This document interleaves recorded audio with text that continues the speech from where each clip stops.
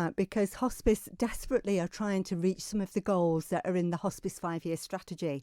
And one of the main goals of the strategy for hospice is more than just a building, and the ethos of delivering hospice influenced care out to the community. We wanted it to have more of a social care vibe, hence myself and the social care team are leading with the new service, Your Hospice, Your Way. And we developed a 9-week programme focusing on maximising independence and well-being. And we did an awful lot of research and consultation with patients, families, members of the public, carers into the programme, which my colleague Jude will talk a little bit more in more detail. And we really wanted to deliver hospice-influenced help, care and support out on the road in an outreach format across different hubs across the community. And one of the things that we were striving to do, again, was reach one of the goals in the strategy, which is making the service accessible to everybody. So for this outreach service, we've literally removed any referral criteria. So it is quite an innovative approach, and we're just encouraging everyone, all the public, to come along and meet hospice clinicians that we're bringing to a location all around the community. So when you say referrals, you mean you don't necessarily have to be referred by a GP or anyone like that? No, not at all. You don't have to have any referral at all. We're hoping that anybody that is interested in hospice and hospice influenced care will pop along and meet us. Excellent. Okay, so let's come to you then, Jude. How will it actually work? How will the service work, and who is it for, would you say? It's for anyone in the community that has a condition that maybe they're having trouble managing or they want help managing, but it's also for their carers and their loved ones. So, your carer could come along without the person with the illness, that would be absolutely fine, or a loved one could come along, that's absolutely fine, or all come together, not a problem. We're looking at launching the first cohort on Monday, that's the 14th June, and that will be at Tyrosen it won't be Tyrosen, it will be at Ramsey Town Hall on the first floor, and that's 2 till 4:30 p.m. Each week we'll be looking at something different. I'll go through those in a minute.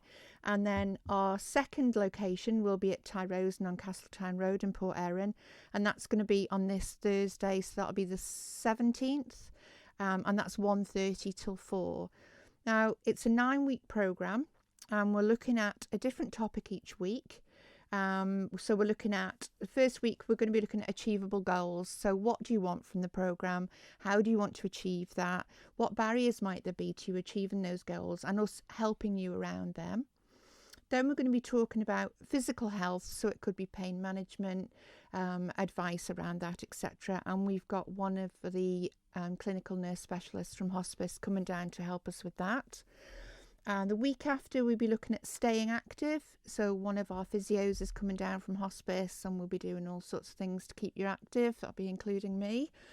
And then we'll be looking at socialising, maximising benefits, and if they have any trouble with any daily living skills that we can maybe help with. Following that, we'll be looking at mental well-being. Again, one of our therapists from hospice will be coming down.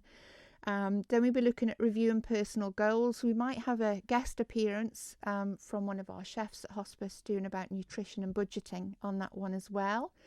Then we've kindly had help from, I'm going to call them kids because they know all about digital upskilling, who are going to come in and help. We're going to invite people to bring their phones and their iPads, their tablets, whatever in, and they're going to look at digital upskilling. So especially we've just had like lockdowns and things, keeping in touch is really important.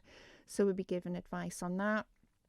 And then the last week, it's going to be like a big coffee morning, afternoon, where friendship groups, carers come in, swap your stories, swap your experiences. Was it good? Was it bad? What did you like? What didn't you like? What can we improve next time? So in there, we've also got guest speakers as well. So when we're looking at things like, say, making your views and wishes known and heard, we've kindly had volunteers from advocates at MP Legal, Lawrence Keenan, Corlett Bolton, Kelly Luft, Callum Wilds and Quinn Legal, and they're going to come in and give advice to people in respect of living wills, powers of attorneys, etc.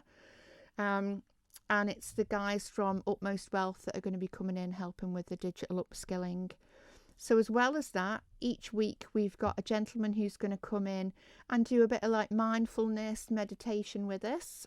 And then we've got an art therapist on hand as well for all our sessions.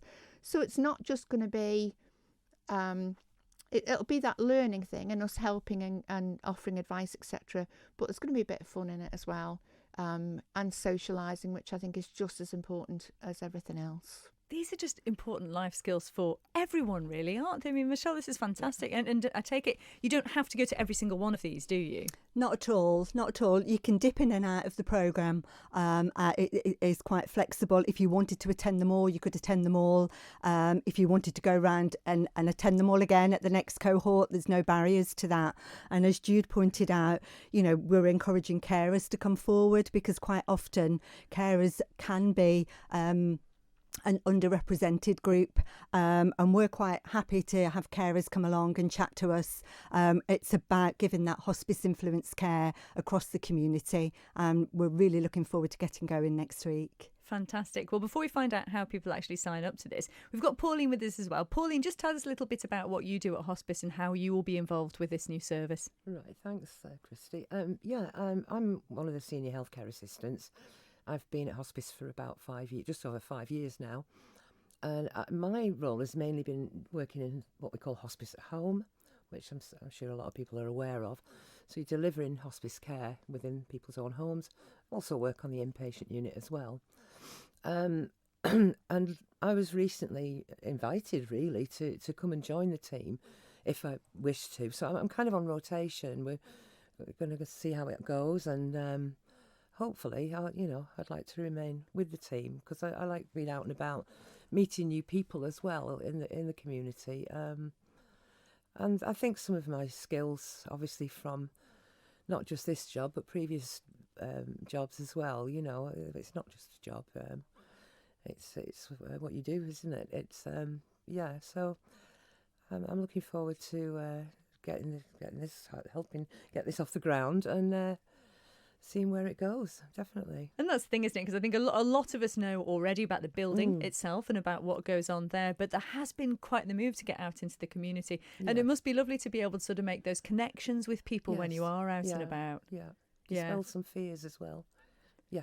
I can imagine. Yeah. And you must have some very interesting stories to tell about people that you meet as well, I'm sure. So then let's find out then, Jude, how do people actually sort of get involved with this? Do they need to sign up? Do they need to contact you and register, or how does it work? No, they don't need to sign up. They don't need to register. They just need to turn up. That's it, basically. As I say, Mondays we'll be at Ramsey Town Hall, 2 till 4:30. Thursdays we'll be at Tyrosen, 1:30 to 4 p.m. And we'd love to see you.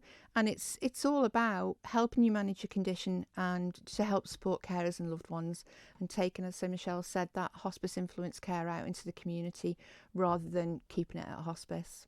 And I'm presuming if this goes well, this is something, like you said, you may think about running again in the future. Yeah, definitely. I mean, really, this is just a pilot scheme to see how it goes. And we chose North and South, obviously, because they're at different ends of the island, see how it goes.